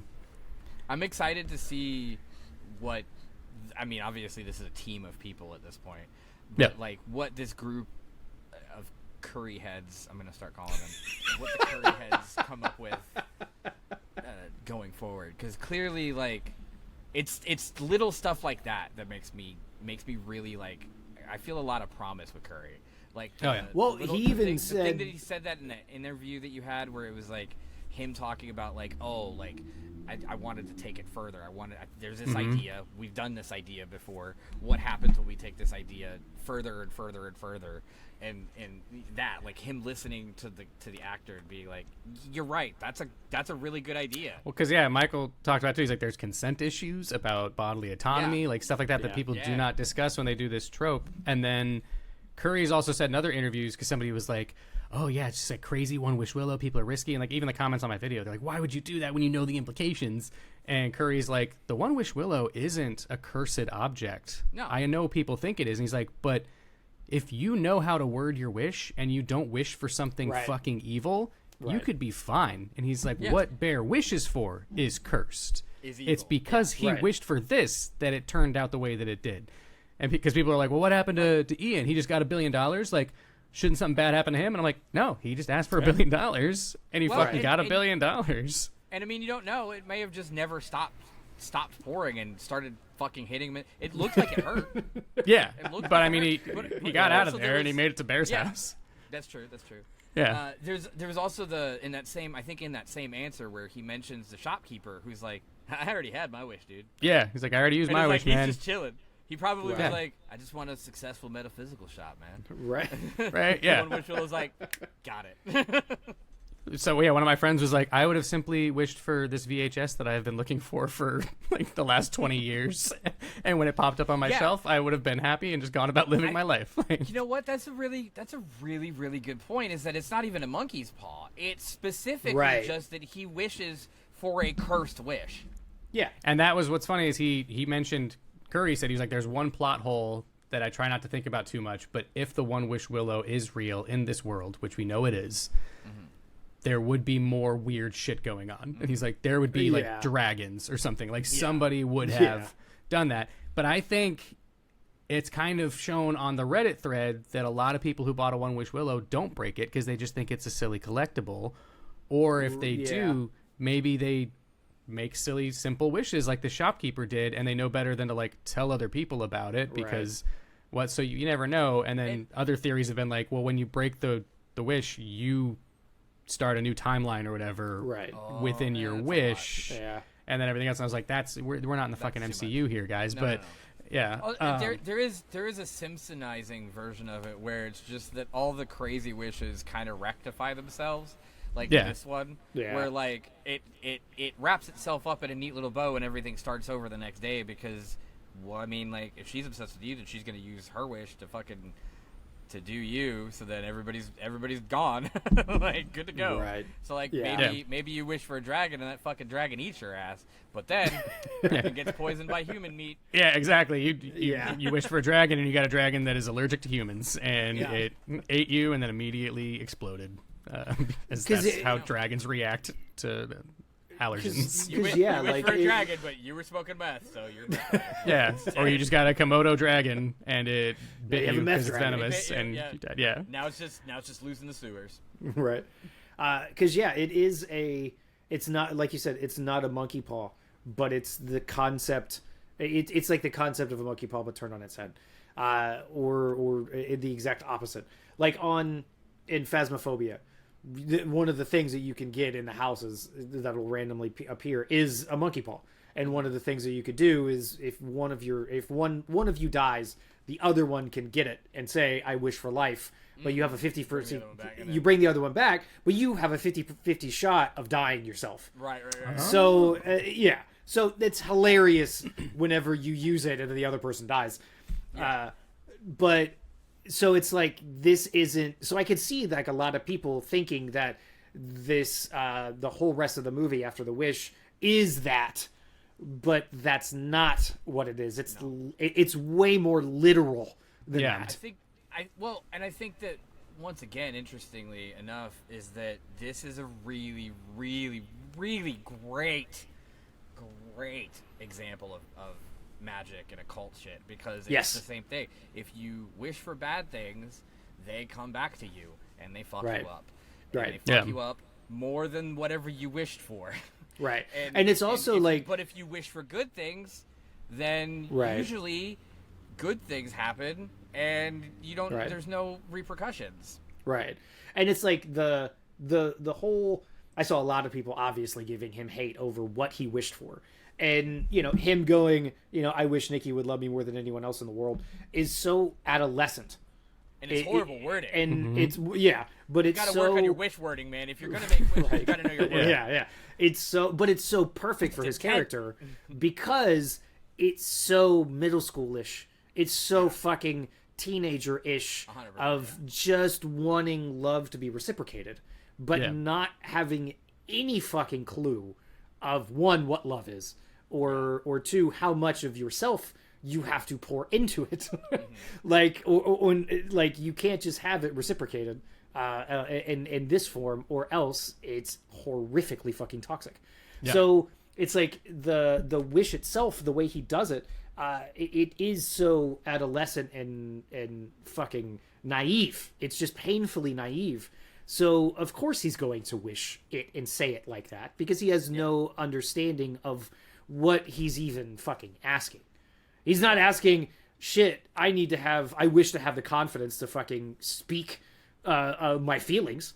That would have been a better wish. Because then he would have got what he wanted. So, very simple way to avoid all of this. This is why you gotta watch your Leprechaun movies, man. Yeah. Straight up. Exactly. All roads lead back. All roads lead back to Leprechaun. Obsession 2, Lost in Space. It's funny you mentioned Obsession 2. Another one of the comments I read from somebody who was like, I just didn't like the ending. Like, what's going to happen to Nikki? What's the deal with the One Wish Willow? Are they still going to make them? Like, is this going to go to the blah, blah, blah? And I was like, are you wanting a sequel that's like the court case to follow? Right. Yeah. I feel like I was like, you're asking them to wrap everything up in a nice little bow, which I fucking do not need movies to do ever, really. Sometimes it's I was fine, like, but but not all also, the time. I don't. I mean, who fucking cares what the One Wish Willow Corporation's future Right. holds? That's not what this is about at all. Yeah. It's because the original ending, I don't know if you went online and read this, James, but his original ending was... You didn't watch my interview where he talks about the original ending, James? I did. Where she kills herself. Yeah. And so the original ending was... Maybe I didn't because I didn't want to ruin it. Yeah. So the original ending was after she snaps to, after he dies, she pulls the gun out of her mouth and then looks around and sees what everything is, and then she just says, fuck it, and she kills herself. But then... See, I don't know if we need all that. It could have just been off screen. Right. But then they were filmed like... it. They filmed with it. the real Serial. practical splatter and everything. Yeah, it's That's how apparently they filmed still it. on the That's ceiling. how he had it written. Yeah, if you look closely, you can still see some of the residue because they cleaned it up for. They did a few takes like that, and then I think it was either the producer. So, it's a funny, couple of funny things. Somebody was like, "That seems too mean. Can we do a shot where she lives?" And they did one take. And that's the one that's in the movie. Yeah, and that's the one that's in the movie because Curry was like, fuck, her reaction was really good. And then he realized that that's actually worse because now, she's going to be implicated in this. Yeah, like she's got 3 dead bodies and her fingerprints are on a fucking gun. Like, of course nobody's going to believe her. She's well, and fucked. that's another thing is everyone commented on my video and they're like, no, she'll be fine. She just needs to prove that the One Wish Willow works. And I'm like, no, that's not enough. I was like, okay, she has to find one, which apparently they might not even really exist. And they're like, there's a phone line. And I was like, oh, the magic phone to a portal in hell? Like, what? Right. You think that number's gonna work if your lawyer calls it? Sounded so helpful. Yeah, like that guy's not gonna do anything. And they were like, well, there's like they can do the timing. It was like there's the $1 billion at Ian's house. And I was like, no, there's not. Ian's dead. His wish no longer exists. That $1 billion is gone. Like, no, she will probably be implicated in this. Her fingerprints are on the gun. Had her wish. Her fingerprints are on the brick. Exactly. Yeah. You get one she's wish. surrounded by these bodies. She can't make a wish to fix it. Yeah. It's her word against a mountain of evidence. Yeah, a mountain of evidence and a mountain of bodies. I don't think that people understand, like, there's a certain point when there's enough bodies that they're just like, you're here, you're done. It doesn't really and matter. every witness for the last week has seen her acting irrationally towards these people. Like, and I'm like, oh yeah, you just need the jury to believe a woman. Right. After everything, come on. Yeah. Like, what are we doing here? Sarah is in the kitchen. Yeah. Fucked up. Yeah. She's wearing her clothes. And she absolutely killed these people. Yeah. Whether or not it's her or Freaky Nikki. She at least killed 2 of them. I don't like calling her Freaky Nikki. It upsets me. I know, because she hates that. Yeah. She hates that shit. That's what's good. I wonder where she got that nickname in the first place. I think it's implied that there was like a sex scandal type thing in high school or something. Maybe somebody read her incest stories. Yeah. But that was another thing is... Wait, was she Derek in high school? Curry mentioned there was some like breakdown of it where it was like this tragic love story. And when she's talking about it, she's writing something and she's like, I need to feel love. And he's like, oh, so it's a romance? And she's like, no, but it's a love story. And he's like, isn't that the same thing? And it's like, no, because this is technically a love story, but it is not romantic at all. Yeah, this is a story that is supposed to be about love. Yes. Not make Yeah. it romantic. Oh, Yeah, no. And did you notice? This is another thing you'll notice on like multiple watches. The photo strip of the four of them at the beginning that's like pinned to the mirror Oh, yeah. tells you what's going to happen to every character. What? Yeah. I did not catch that. Yeah. But how does that work? What does it show? If you look up like a photo of it, like there's notes scratched on it or whatever. So the first photo is like her and Bear as friends, and then her like being like, I don't like you anymore, Bear, is like a joke. And then Sarah just kind of intrudes and she's like pressing on Sarah's face. And then the fourth one has Ian peeking in, but he's got X's for eyes. Oh, wow. That's awesome. Wow. That is awesome. Crazy. And I forgot to say this when we were talking about it before. Curry's dad wrote the Hansel and Gretel poem. Damn. For Nikki. Yeah, he wanted it to have, because he's also a writer, but he wanted it to have like a different tone. Pause. Pause. Yeah. That's. So I'm gonna Curry's go back to asking, are we sure that Curry Barker's okay? Did he Right. blink at all whenever you guys were interviewing? Like really specific like code language and blinks or something? He was Yeah. He was very cool. He was very kind. It was, but yeah, his dad's also a screenwriter. His dad worked as a consultant. I mean, we on don't the have a film. read on his dad, so. And he's in the background. Well, no, his dad's very active on Instagram. Yeah, He's I got a his. friend. I got a couple. Oh yeah, no, videos no. the other day. I just replied to a comment from him a moment ago. Yeah, while we were talking. None of the people active Oh, on did he? Instagram are Wait, did weird. he comment on your stuff? Yeah, he. Oh, that's cool. He followed me back and he's like reposted a bunch of my stuff. But I also, somebody posted on TikTok how Curry's family helped. Like his mom did the One Wish Willow. His dad was a consultant and appears as a background extra and this and that. And I was like, his dad's also really good at Instagram. But I was like, I love seeing what like how he hypes him up and how everyone's doing well. And his dad replied to that comment and was like, wow, Josh, I'm going to put that on my LinkedIn. And I was like, don't join LinkedIn. You're better than that. Yeah. That's funny. But yeah, no, he apparently his dad wrote that that poem so that it was like kind of a separate tone or like a bit of a surprise. But yeah, fucking A bit of a surprise. shit's Yeah. crazy. A bit. Right. Yeah, it really. Now that we're kind of wrapped up dissecting this movie, I have no fucking clue. After watching Obsession and Milk and Cereal, I have no idea what the fuck his Texas Chainsaw Massacre film is going to be like. And I love that. I have no clue. I He wants to explore the family. Yeah, I'm wondering Yeah. if it's gonna. I kind of feel like it might be sort of a riff off of Beginning and Yeah. fucking, because I mean that's really the only place to go. Yeah. Well, maybe he said maybe Next Generation. Yeah, Yeah. he said he vividly remembers seeing the remake first because that's Yeah. how old he is. He saw the Yeah. 2000. Yeah, he saw the remake first and loved it, Yeah. and it made him watch the gonna be rest of good. the franchise. And so now he like adores the original, and he absolutely sees what it did for horror. But that remake for some reason is the one that really like plays into his nostalgia. But he wants to take it further because he's like, there's fucked up stuff happening in that house. Like there's so Yeah. much more to what that family is doing that we haven't really dug into. I And think that I he might love give that. us what we actually want, Justin. Because I that hope. right there, that's the most promising fucking sentence I've ever heard when it comes to a Texas Chainsaw Massacre Yeah. project. Because, like, look, man, like, my first one was Texas 2. And you know, then I fucking found the first one and blah, blah, blah. Or no, then I found Next Generation. Next Generation. And then fucking, you know, grew from that, saw the first one and stuff, but seeing that the remake and then thinking of like that's your foundation, that's your first Right. thought of Texas Chainsaw. Yeah. I mean that's what I want to see expanded on. That's what made the beginning so fucking good, is because they actually took time to show the inner workings of that group of people and what happens when the outside world clashes with these people. And you're seeing it through like the point of view jumps back and forth, where the first one, it's just, you know, you stay with the kids, which you're makes it still more terrifying. But you're both also of them are still seeing parts of the family. Right, You're yeah. still experiencing like the dinner scene is what it is. I mean, and it's also the other parts with the dirty little kid and the fucking the mams and the fucking kitchen table and The all that mams. shit. Like, Right. the mams. Like, yeah, like you see yeah, I don't know. I honestly, here's the thing. I almost think it needs to be a show. Yeah. I think they're also doing a show.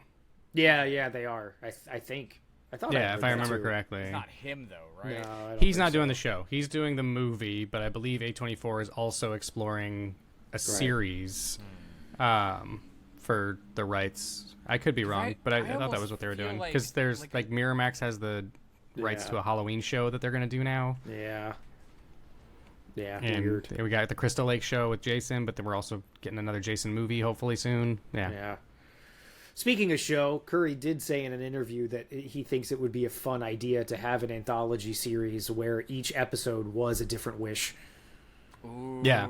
Yeah, and he was even like some of them could be totally fine. Yeah. Yeah. He's like, some of them can work out just fine. Yeah. I also love that he was like, maybe I do the pilot, but then we bring in some other Right. filmmakers to do their own take on it. And I'm like, man, what a fucking Yeah. cool, Could you mature imagine, thing like, to say. Right. Like, you're like, I'm not super possessive of this like, at all. I made my movie for it. Let's. ABC's of death, but fucking Yeah. just Right. different wishes and shit, and like, yeah, sometimes it's fine, but that's a shorter episode. That'd be so good. That's what I you wish I could find my fucking keys. Oh. Oh. Except, but you pick them up and they're fucking. Yeah. Oh yeah. I wish I could find my keys. Fucking. Oh, damn it! Damn it! Oh man. But yeah, I would definitely Yeah. be on board for that kind of show, which would be cool. And Yeah, then that'd the be back to the Texas stuff, what was great, and this is again me just bragging and name dropping, but Michael, who plays Bear, when we were at the premiere, I went to him at the after party to just be like, hey man, congrats. And I didn't want to like assume anything. But I go up to like shake his hand and he's all like, hey, and he gives me a hug and he's like, I loved our video. And I was like, thanks, man. And I was like, I've got more to post. Like that was just the first of many questions I asked you. And I was like, they actually caught the last bit where you remembered that you were in the Texas Chainsaw game. Do you mind if I post that too? And he's like, no, please do. Oh man, Dread Central just posted an article about it. And I was like, yeah, I was in the game. Fuck yeah, I want to be in the movie. And I was like, yeah, all right. And so yeah, in the Dread Central article, they were like, you were already in the Texas Chainsaw franchise in the game, but would you want to be in Curry's movie? And he's like, yeah, but I want to be a villain. Like, I want to be one of the bad guys. And so everyone's like, he could easily be the hitchhiker. Like, he could definitely play Nubbins, like, to a Who's T. he in the game? Danny, Yeah, he's I think one of he the- was one a of the survivor victims. that got added later. Yeah. But yeah, if you watch the clip, I found some footage of Danny, because that's what he was like. He was like, oh, yeah, I played Danny. It was great. You can cut me in half. And he's like, I had to do all the different lengths of screams in the sound booth, depending on how I die. And I was like, oh, man, I would kill to see that footage, because that'd be very funny. But yeah, he does a ton of voice work. He's done a bunch of different TV shows and stuff. And then he was in Teen Wolf as well, so he's already done some werewolf stuff. Nice. Curry's buddy, the guy who plays Ian, and the guy Cooper. who plays which he just got announced for Scaredice. Nice. So we'll see how many other of the cast of cast of the movie gets brought in. Oh, yeah. Curry, come to Scared. Yeah, that'd be come awesome. hang out at the Creep-O-Rama booth. But then I'm assuming he's going to put his buddy in TCM, and I'm trying to picture if he's going He'd be perfect as one of the kids. That's what I'm he'd thinking. be great. It's like one of the Like the douchey like, 20-somethings that chatty- end yeah. up. Yeah. I think that'd be perfect. He's they're doing their next movie is starring Curry and Cooper as what's it called? fraud- Anything But Ghosts? Anything but ghosts. Yeah, they're fraud ghost hunters who encounter an actual demonic entity and shit goes sideways. Oh, but it's got Aaron Paul. Last Exorcism. Yeah. Or like the Frighteners kind of vibes. Yeah. But yeah, it sounds great. But it's starring those two this time. Yeah, and that should be funny. I think it's gonna be great. And then after that is TCM, and then apparently studios are already, one studio at least already offered Curry 10 million plus for his next movie. Yeah. That's fucking that wild. he hasn't even started working on yet. They're like, we just want to produce the next one, and he's like what a crazy position to be in. And I'm so At happy for him. 26? But I would also just be fucking terrified if someone's like, hey, we know you have one movie that you're finishing right now, and then you immediately have to get into a Texas Chainsaw Massacre movie. But after that, can we have you do another movie? Here's a fuck ton of money to do it. Yeah, and I'd be like, that's I don't, wild, man. I can't agree to this right now. I'd be fucking terrified. But yeah, what a dream. Yeah. But I mean, like at least it is a filmmaker and a group of people that are obviously having fun with it. Yeah. And at the same time exploring obviously very important topics, and done in a way that is so fucking intense. Like, Yeah. And also not sacrificing what makes horror good, which is not always always comfortable. It's not always like what you want the movie to be. It's sometimes Right. like Milk and Cereal is like that movie's uncomfortable as fuck, and Yeah. the conversations that Obsession is creating not necessarily comfortable, but that's good. Right. Yeah. 'Cause That's- some, yeah. some of these dudes need to not be comfortable. right. Yeah. And He on mentioned the, that too. He said that's why comedy and horror work so well together, is making somebody laugh and making somebody uncomfortable Right. or like scared is just Right. as hard. And the dude knows how to, going back to the actual horror elements of just traditional horror, he knows how to fucking hit those marks. Still, Absolutely. that scene where she's in the corner, that made my fucking skin crawl. Yeah. Yeah, 100%. Like- I also think it's super important to note that like part of the reason that so much of his horror works so well is how good his dialogue is. Even though I've got some issues with some of the stuff in Obsession, but that's more so just you could tell they had to cut a bunch of stuff to like keep condensing it. Right. But, Yeah. but like in Milk and Cereal, so much of that stuff works, and you can do it for only $800 because so much of it is just two people fucking talking to each other. Right. But like sometimes it dragged a little bit. Yeah. But also, for the most part, I was like, this is fucked up.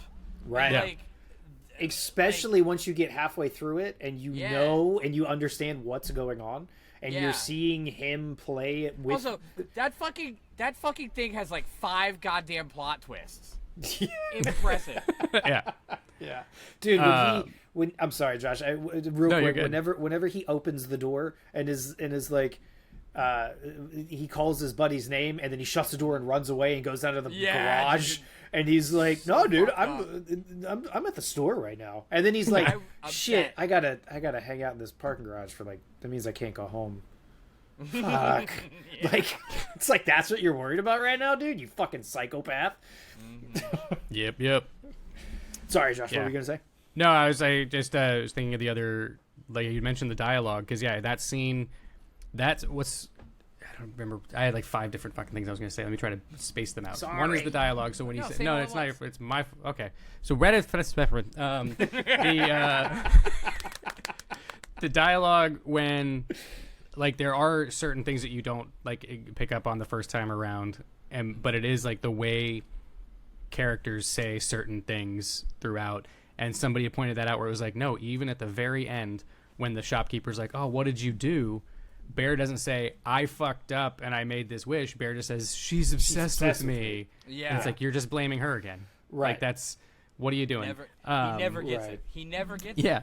Yeah. He never gets it. But then the other one was that bedroom scene, like you said, fucking terrifying. And I saw this at the press screening, and I was like, this is a pretty scary sequence. And then I was in the car with the brick moment, fucking got me.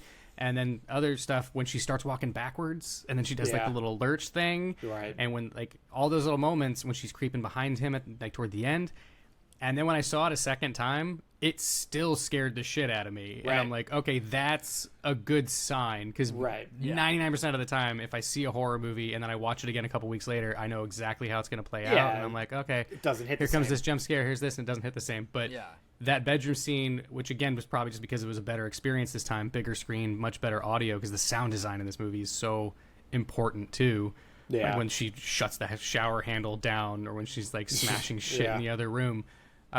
But yeah, when he wakes up and you just see the empty bedroom, and she's like, "Go back to sleep." Yeah. Ugh.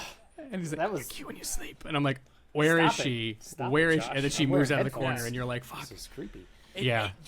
The whole movie uses darkness in such a fucking fascinating way. Yeah. It's like, did I hear something about like there was parts of her face were weird?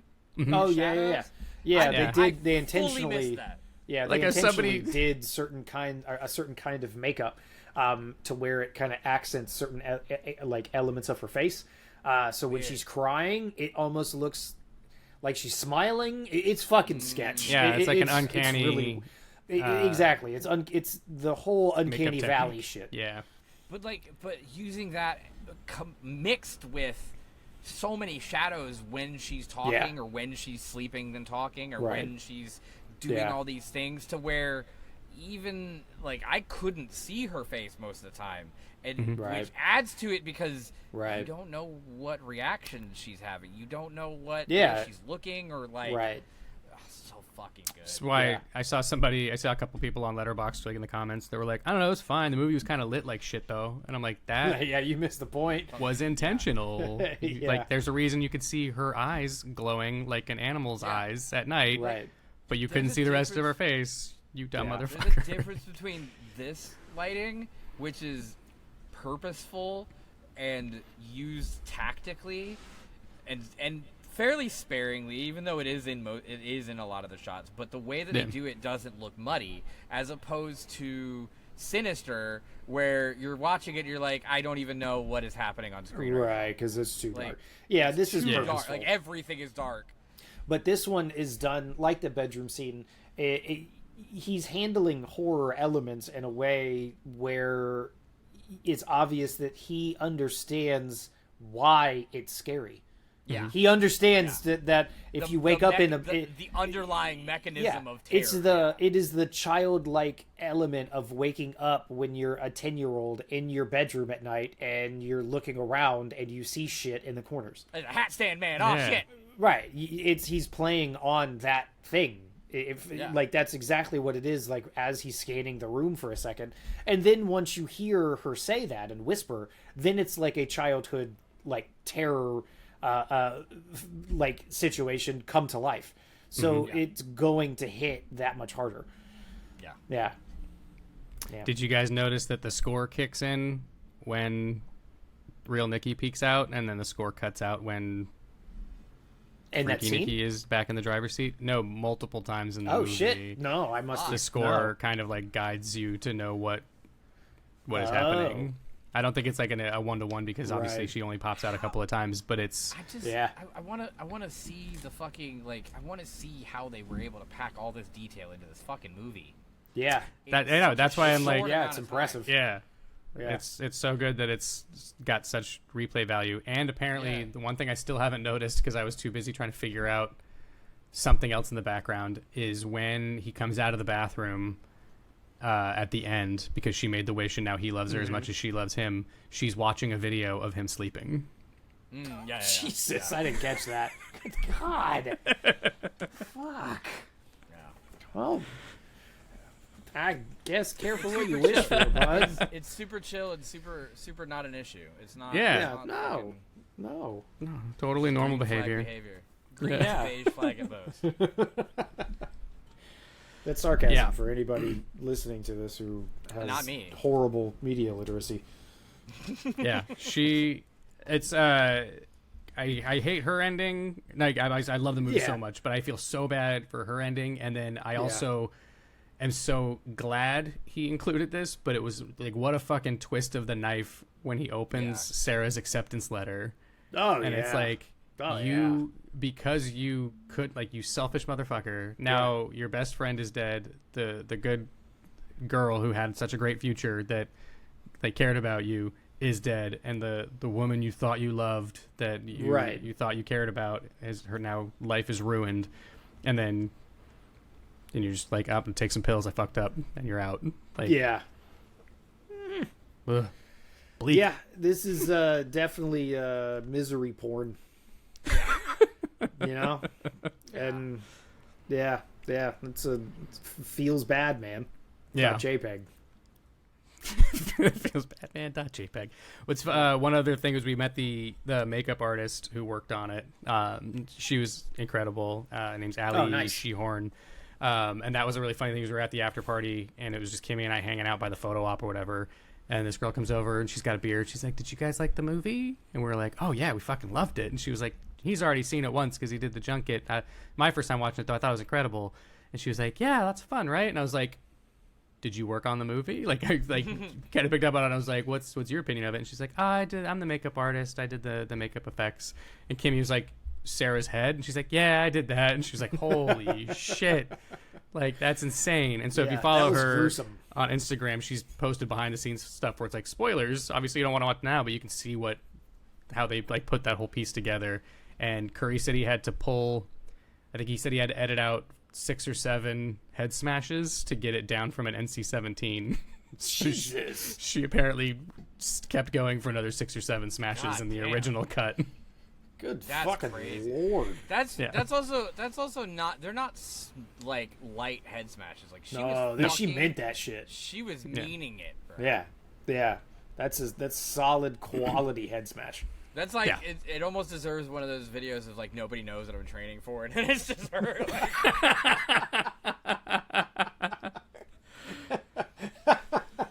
What's bro training for right now? Yeah. I just love right afterwards, but she's like, I'm why sorry, is he Bear. holding a I know, brick but in this one is hand?" all your fault. You're going to have to help me hide the body. This is what you wished for. This is all your fault. And I'm like, oh, yeah. Fucking tell him. Yeah, I mean So that's what the fucking idiot wanted. So she's still texting you, huh, Josh? She is, yes. She, because I can tell you now, she had sushi delivered to my home. Okay. Right. Super not weird. With a note on it that said "My Little Food Critic," and I Which is still fucked ate up it. because that's what I think it call was you. fine. Exactly. Yeah. I was like, how did she know? That's James's pet name for me. But yeah, she. I see people reply to her in like different ways. I'm just totally into it. I don't know if they're actually reading these. But she was like, "Do you want to follow me on Letterboxd?" And I was like, "Of course." Will you follow me back? And then she never replied. But she's like, "Did you miss me? Am I going to see you again this weekend? I mean, you didn't think seeing me once was going to be enough, did you?" Ha ha ha. And then she posted a audio clip. Wait. Be together forever and ever. That's not. And I said, of course, how could I not? And then she said, I hope this doesn't freak you out, but I made something for you. And she sent me a playlist with songs like just love songs and songs about being obsessed. And then, your love means so much to me, and I'll never ever forget you. Will I see you again soon? I can't bear to be apart from you ever again. And Can't bear. Only the branch of a willow tree could conjure.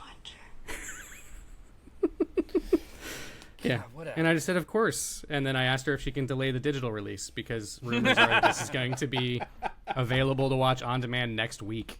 And I'm like, why would you kneecap the theatrical release like that? It is doing crazy numbers. But yeah, that is. However, the real life Bear is going to end up talking to this fucking automated version of Nikki, and he's going to lose it. Oh yeah. How fucked up that the most upsetting part about all of those texts and stuff is that they're gonna fuck up the theatrical success. Yeah. What's funny though is Indy was supposed to be at the junket and she had to cancel last minute, so I only got to interview Michael and Curry, and it still went incredibly, but I was really bummed because I had a bunch of questions for her too, and I was trying to stagger them because I was like, your performance was so fucking insane. At the premiere, she's just walking around like meeting people, and I'm like, I don't want to be weird, but I do want to say hi.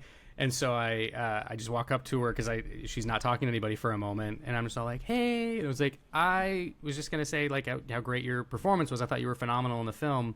I was like, and I was gonna ask you a quick favor. And she's like, yeah, what's up? What do you want to do? And I was like, I've been texting Nikki as part of this campaign, and I was like, and I shared a couple of videos on my channels about the text messages I've been getting from Nikki, and she like sent food to my house and stuff, and she was like, oh my god, I love it. And I was like, can I get a couple of photos with you, like I just want a picture with you to show that I met you, and that because I'm a huge fan, like a legitimate photo. And I was like, but I also want to get a photo of you like staring at me, like I'm trying to pose for a nice photo, but you're staring at me like you're Nikki, like you're obsessed. And she's like, love it, let's do it. And we take a bunch of photos, and so I have like a couple nice photos of me just like next to her, we're both looking at the camera, but then I have a few of her staring at me with a big creepy grin, and then her staring at me with like the angry face.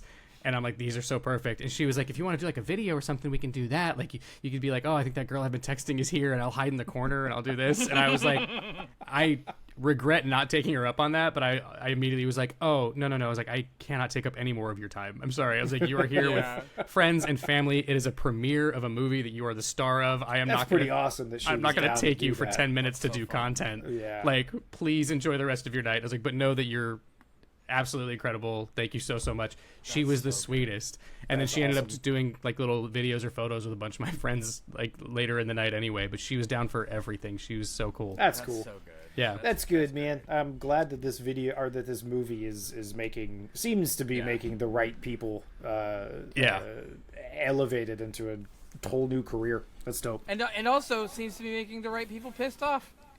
Right? Yeah, it's exposing everyone that we need exposed nowadays. Yeah. It's very nice. Yeah. Take your partner This to is going to obsession. be just like one of the like dating profile things, like on a first date. Like, so did you see Obsession? What did you think of it? What was your takeaway? Can I read your Letterboxd review before we sit down at this restaurant, please? Yeah. I think that's the Creep-O-Rama pro tip is if you for this episode is that if you want to litmus test your loved one, your partner, your potential one wish willow, go ahead and take them to Obsession, and you know if you guys are still in a relationship by the time you get back to the house, you might be all right. Yeah. Have There them write was a 2,000-word essay on what their opinions are. Yeah, like Just it may be not sure to seem like a ask, date like- movie, but it actually could be the perfect date movie. Yeah. Right. Yeah. Just be like, hey, you know, so what do you think about Bear? Yeah. What would What do you you do? think about his choices? Somebody tweeted that she went to go see Obsession, and the couple sitting in front of her or whatever, as soon as the credits started to roll, started having like a conversation, and she couldn't understand what they were saying. But she was like, it started to seem like heated. Like you can tell a couple is like almost fighting. And she's like, I didn't hear anything until they started to leave the theater. And I heard her say, but you still love me, right? And I was like, oh, no. Oh, I wonder, is this going to be what breaks up so many polycools? No, maybe. I'm sure. You just imagine the guy being like, I knew we should have fucking seen Devil Wears Prada 2. God damn it. Like, I could have just spent more time with those characters. I could have been back for a sequel. But no, we had to go see Obsession.